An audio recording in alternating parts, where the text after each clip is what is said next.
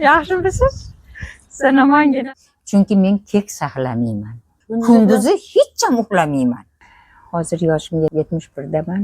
Voy, bosh og'rimayaptimikin? Yo'q. Tanijoning sog'mi? Ha, yaxshiman bolam. Sayr sayohat qilamiz. Andijonga boramiz, Xo'jaobodga boramiz. Hay, yoshlikda endi bo'ladi-yu, ana gapga quloq solmasa turtib ko'rganmiz-da. Hozir endi bir-birimizga suyanchiqmiz. 7-sinfda o'qiyotganimda Toshkentdan Andijonga ko'chib kelganmiz. Oilaviy bo'lib Shirmonbuloq maktabida o'qiganimda bizni dala ishlariga yordamga olib borishardi. Mana g'o'zalarni chovib, o'tlarini yulib uni qilinglar degan vaqtida men o'tlari qolib g'o'zalarni chovib ketgan ekanman.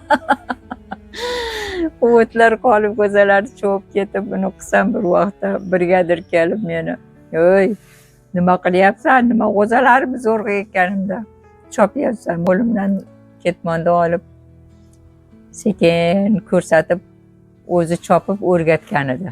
Ozgina yig'lab o'rganman mana shunda ham. Oilamizda har qanaqa ishlar bo'lar edi.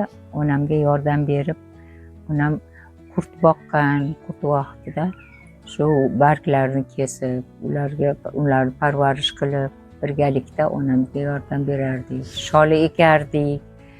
Paxta vaqtida paxtalar terish dalalarga o'quvchilarni hammasini olib chiqardi.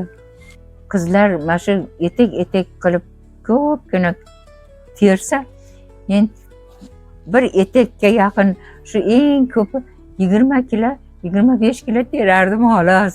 Lekin birinchi bo'lib tortirardim. Endi qarab uni qilsam, u hashay xushaysiz terar ekanman-da men. Bittalab hashayga bo'lsa ham qo'limda olib turib, keyin paxtalarga qo'shar ekanman-da. Esimda qolgan meni. Hammasi hayron qolishadi menga. Qarindosh urug'lar, xo'jayiniki, o'zimniki, singillarim yozayotgan holatimni ko'p ko'rishardi. Nimaga bu kundalik yozasiz? Ular menga savol berishardi. Bu kundalik yozishim meni 2018-yili oshqozonimdan operatsiya bo'lgan vaqtimda dan keyin boshladim buni yozishda. Kundalik tutishim sababki 70ga kirgan bo'lsam ham ko'zlardan, harakatlardan jicha pasayib susayamiz. Qarib bo'lgan vaqtimizda olib turib, ko'zimizni o'tadigan vaqtda o'qib o'tgan kunlarimni hammasi esimga keladi. 71ga kirdingiz hozir mana. O'zingizni qanday his qilyapsiz? Masalan, biror joyingiz og'riydimi yo? Xudoga ming qatla shukr deyman. Mana qirchillama 40 yigitni ishini qilaman. Xudoga shukr mana. Qo'pol qilib aytganda, nimaki ish qilgan bo'lsa, men Xudo poshshaga ham, otamga ham, onamga ham ming rahmatlar. Ota-onamni duolar qilaman. Erkak kishini ham ishlarini qilib ketaveraman men. Ana unday qildim, mana unday qildim, sen uni qilmayapsan, nima sen qanaqasan degan gaplar bo'lmaydi menda. Chunki men kek saqlamayman. Men o'zimni sog'lig'im o'zimga kerak ekan. Oyog'ingiz og'riydimi?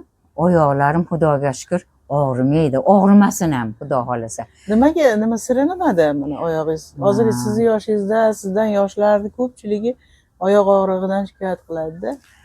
Nimagadir menda harakat ko'p bo'ladi.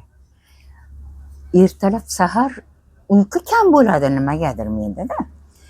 Uyqu kam bo'lib, kechqurun tushadigan vaqtida, yotish vaqtida men shu soat, ashunda ham soat kechqurun 12larda yotaman.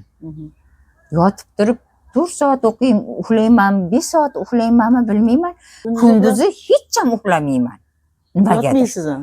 Charchamayman ham, yotmayman ham. Shu yurish, turish o'tiraman ama tikka o'tiraman, suyamayman hech narsaga.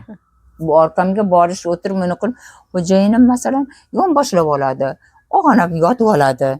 Yotib oling kampir, ozgina dam oling desa ham, siz yoting, men berdim sizga, uyquni ham berdim deyman. Nimaga? Shunday qilib kulishib o'tiramiz biz birgalikda.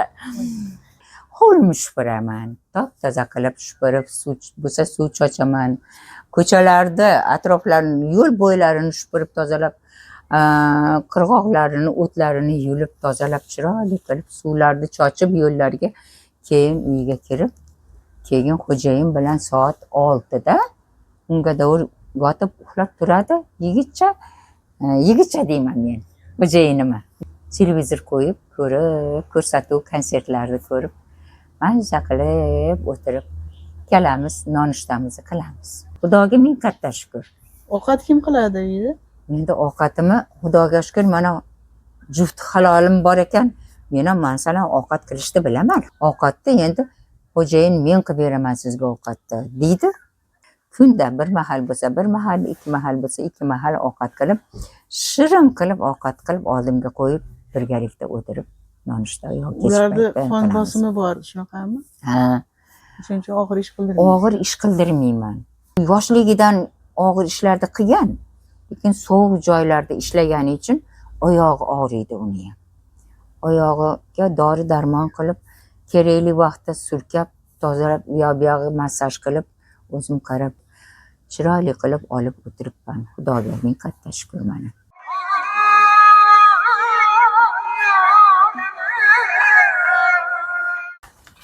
Ancha qoldi. Hozir mana. Rasullar nomini